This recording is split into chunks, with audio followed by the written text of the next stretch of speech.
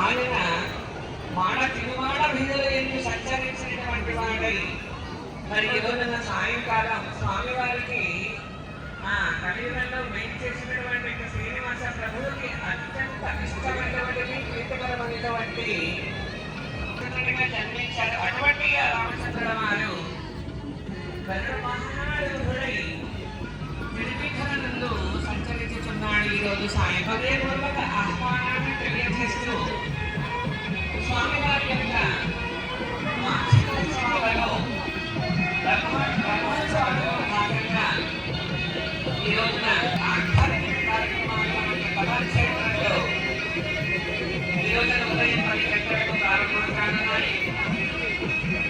మొదటగా 10 గంటలకు చక్కగా మనకందరికీ కూడా ఆధ్యాత్మిక సందేశాన్ని అందింపజేయడానికి చేస్తున్నారు శ్రీమతి రాణి గారు. ఆ తర్వాత 2 గంటలకు చక్కగా మన తిరుమల తిరుపతి దేవస్థానంలో హిందూ ధర్మజన వారి యొక్క ఆధ్వర్యంలో చక్కటి శంకరాచార్య.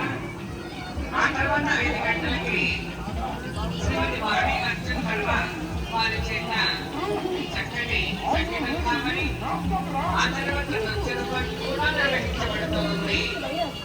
మరి భక్తులందరూ కూడా స్వామివారిని దర్శిస్తూ అలాగే ఈ కళాక్షేత్రంలో నిర్వహించబడుతూ ఉన్నటువంటి యొక్క ఆధ్యాత్మిక కార్యక్రమాలను వీక్షించి సందర్శించి స్వామివారి యొక్క మనకందరూ కూడా తెలియజేయడానికి రామాయణంలో సీతమ్మ వారి యొక్క మహాత్మ్యాన్ని తెలియజేయడానికి వస్తున్నారండి.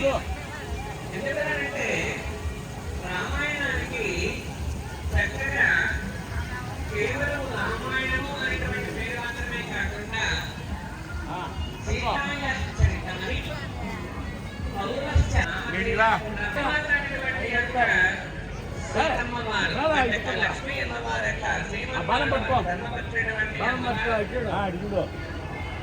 భార్య భర్తల యొక్క సాన్నిహిత్యము ఎలా ఉండాలో తెలియజేస్తుంది రామాయణం మనకందరికీ కూడా. అందుకనే